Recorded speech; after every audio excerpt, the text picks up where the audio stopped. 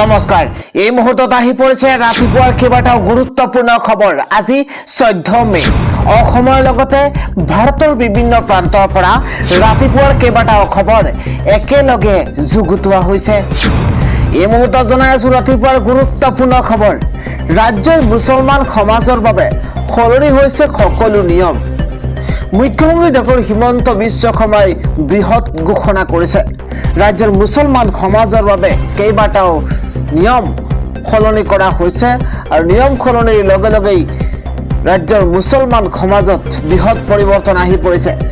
মুখ্যমন্ত্ৰী হিমন্ত বিশ্ব শৰ্মাৰ বৃহৎ ঘোষণা। এই মুহূৰ্তত সবাতোকৈ গুৰুত্বপূৰ্ণ খবৰ, অসমত নাথাকিব পূৰ্বৰ পৰিৱেশ। অসমত পূৰ্বৰ পৰিৱেশ নাথাকিব। ৰাজ্যৰ মুছলমান সমাজত সলনি হ'ব পূৰ্বৰ সকলো নিয়ম।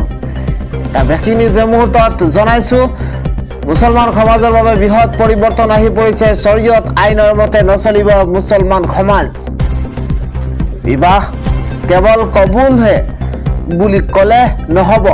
বিবাহৰ ক্ষেত্ৰত কেতবোৰ নতুন নিয়ম আনিছে চৰকাৰে। তালাকৰ ক্ষেত্ৰত তালাক বুলি ক'লে হ'ব এতিয়া বিপদ। তালাক নহ'ব বুলি উল্লেখ কৰা হৈছে। এগৰাকী পত্নী থাকিলে মন গ'লে দ্বিতীয় বিবাহ পাতিব নোৱাৰিব।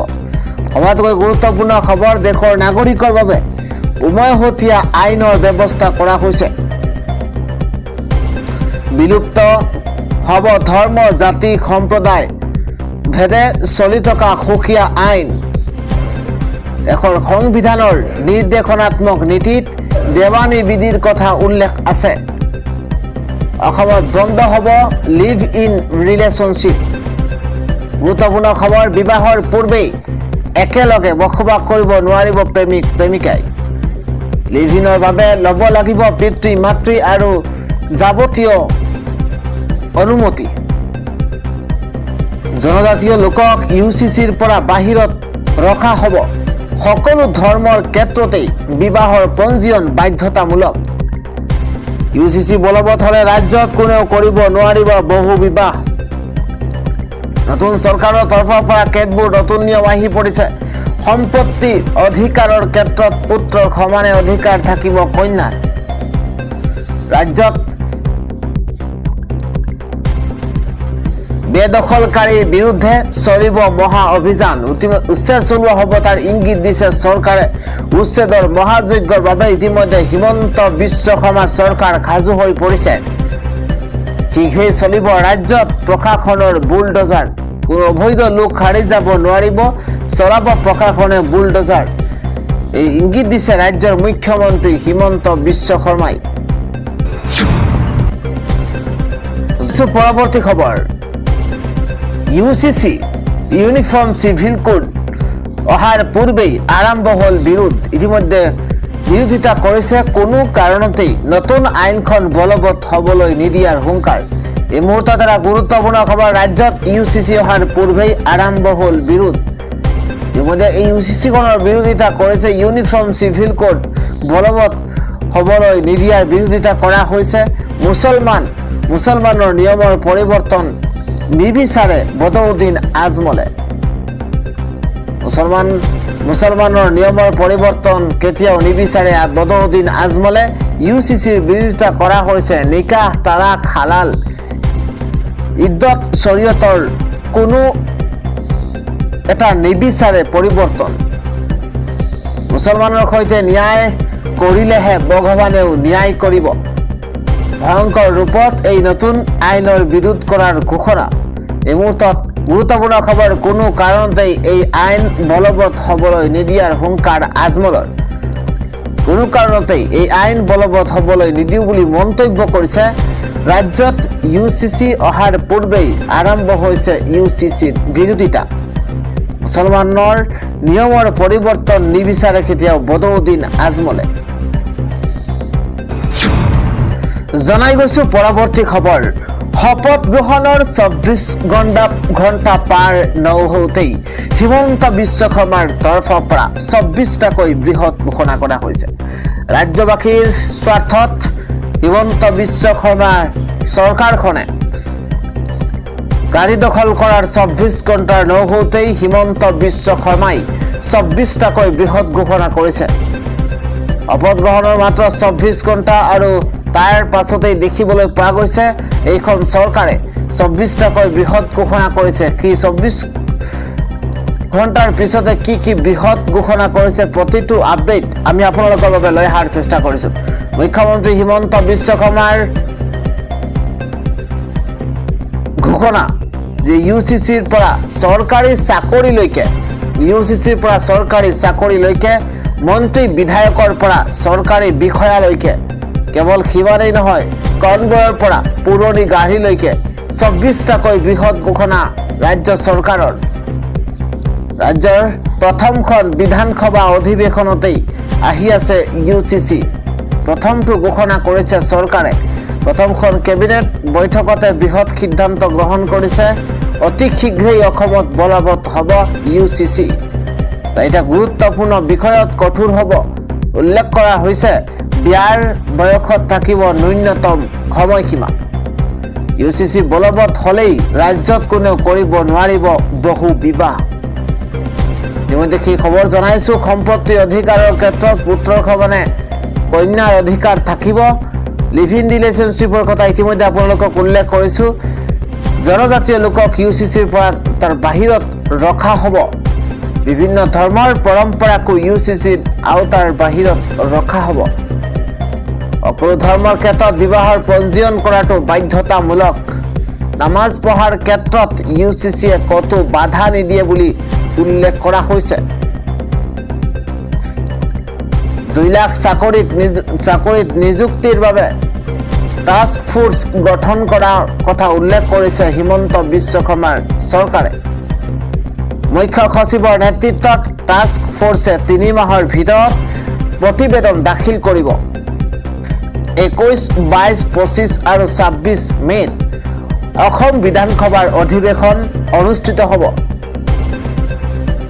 বিধানসভাৰ অধিৱেশনৰ পাছত মন্ত্ৰীসভাৰ সম্প্ৰসাৰণ কৰা হ'ব। ইতিমধ্যে কেতবোৰ নতুন খবৰ আহি পৰিছে। বিধানসভাৰ অধিৱেশনৰ পাছত মন্ত্ৰীসভাৰ সম্প্ৰসাৰণ কৰা হ'ব। 8 ছেপ্টেম্বৰত ভাৰত মণ্ডপত ভূপেন হাজৰিকাৰ জন্ম শতবাৰ্ষিকী সামৰণি অনুষ্ঠান। দেৱজিৎ লন শইকীয়াক পুনৰ 5 বছৰৰ বাবে ৰাজ্যৰ মহাধিবক্তা হিচাপে নিযুক্তি। গুৰুত্বপূৰ্ণ খবৰ এই মুহূৰ্তত জনাইছো। অহা 6 মাহলৈ ৰাজ্য চৰকাৰে নতুন গাড়ী ক্ৰয় নকৰে। মন্ত্ৰীসকলেও নাপাব নতুন গাড়ী। ইতিমধ্যে আহি পৰিছে কেতবোৰ নতুন খবৰ। মুখ্যমন্ত্ৰীয়ে হ্ৰাস কৰিব কনভয়। ৰাজ্যপালৰ পৰা মুখ্যমন্ত্ৰীলৈকে কনভয় হ্ৰাস কৰা হ'ব। মন্ত্ৰী বিধায়কৰো কনভয় হ্ৰাস কৰাৰ কথা ঘোষণা কৰা হৈছে। কোনো মন্ত্ৰী বিষয়াই বিদেশ ভ্ৰমণ কৰিব নোৱাৰিব। চৰকাৰী বা ব্যক্তিগতভাৱেও কৰিব নোৱাৰিব কোনো বিষয়া বিদেশ ভ্ৰমণ। ভিডিঅ' কনফাৰেন্সৰ জৰিয়তে বিদেশত হোৱা আলোচনাত অংশগ্ৰহণৰ সিদ্ধান্ত গ্ৰহণ কৰা হৈছে। অহা 6 মাহলৈ কোনো বিদেশী সামগ্ৰী ক্ৰয় নকৰে ৰাজ্য চৰকাৰে। পেট্ৰল আৰু ডিজেলৰ 15ৰ পৰা 20 বছৰীয়া পুৰণি গাড়ী বন্ধ কৰিব চৰকাৰে। শপত গ্ৰহণৰ 24 ঘণ্টা পাৰ নহওঁতেই এই কেতবোৰ বৃহৎ সিদ্ধান্ত গ্ৰহণ কৰিছে চৰকাৰখনে। জনাইছো পৰৱৰ্তী খবৰ। মন্ত্ৰীৰ বিলাসিতা এতিয়া নচলিব। এতিয়াৰ পৰা নাপাব নতুন গাড়ী। এটা গুৰুত্বপূৰ্ণ খবৰ। মন্ত্ৰী বিধায়কে এতিয়াৰ পৰা কৰিব নোৱাৰিব কোনো বিলাসিতা। নতুন বিধায়কে নাপাব চৰকাৰৰ নতুন বাহন। অত্যন্ত গুৰুত্বপূৰ্ণ খবৰ। পুৰণি বাহনতে ঘূৰিব লাগিব প্ৰতিজন বিধায়ক মন্ত্ৰীয়ে। পূৰ্বৰ তুলনাত নাপাব পৰ্যাপ্ত ইন্ধন। চৰকাৰে প্ৰদান কৰা ইন্ধনৰ 20% কৰ্তনৰ সিদ্ধান্ত গ্ৰহণ কৰিছে। চৰকাৰে প্ৰদান কৰা ইন্ধনৰ 20% কৰ্তনৰ সিদ্ধান্ত। অনাগত 6 মাহলৈ মন্ত্ৰী বিধায়কে কৰিব নোৱাৰিব বিদেশ ভ্ৰমণ। চৰকাৰী ব্যক্তিগত কামতো যাব নোৱাৰিব বিদেশ। কোনো কামতে বিদেশ ভ্ৰমণ কৰিব নোৱাৰিব। মন্ত্ৰী বিধায়কে ক্ৰয় কৰিব নোৱাৰিব বিদেশী সামগ্ৰী। আয়োজন কৰিব নোৱাৰিব কৰ্মশালা চৰকাৰী সভা আয়োজন কৰিব নোৱাৰিব আৰু পূৰ্বৰ দৰে নাপাব কনভয় এতিয়া মন্ত্ৰী বিধায়কৰ কনভয়ৰ গাড়ী হ্ৰাস কৰাৰ সিদ্ধান্ত গ্ৰহণ কৰা হৈছে বিধায়কে পাব এখন কনভয় মন্ত্ৰীৰ বাবে দুখন নতুন চৰকাৰ গঠন কৰি হিমন্ত কেবিনেটে লৈছে বৃহৎ সিদ্ধান্ত জনাইছো পৰৱৰ্তী খবৰ এপিএসসি কেলেংকাৰীৰ 8 এসিএস বিষয়াৰ নিলম্বন প্ৰত্যাহাৰ চৰকাৰৰ ভুলৰ বাবে খাৰি গ'ল এসিএস বিষয়া অত্যন্ত গুৰুত্বপূৰ্ণ খবৰ চৰকাৰৰ ভুলৰ বাবে খাৰি গ'ল 8 গৰাকী এসিএস বিষয়া এপিএসসি কেলেংকাৰীৰ 8 এসিএস বিষয়াৰ নিলম্বন প্ৰত্যাহাৰ এটা গুৰুত্বপূৰ্ণ খবৰ সময়মতে অসম চৰকাৰে ন্যায়ালয়ত দাখিল নকৰিলে আবেদন ৰাজ্য চৰকাৰে কৰা ভুলৰ বাবে প্ৰত্যাহাৰ হ'ল বিভাগীয় তদন্ত এটা ব্ৰেকিং নিউজৰ মতে জনাইছো খাৰি গ'ল ৰাজ্য জোকাৰি যোৱা এপিএসসি কেলেংকাৰীৰ অভিযুক্ত বিষয়া খাৰি গৈছে ৰাজ্যৰ জোকাৰি যোৱা এপিএসসি কেলেংকাৰীৰ অভিযুক্ত বিষয়া উচ্চ ন্যায়ালয়ৰ আদেশ মানি নিলম্বনৰ নিৰ্দেশ প্ৰত্যাহাৰ কৰা হৈছে এতিয়া পুনৰ চাকৰি ঘূৰাই পাব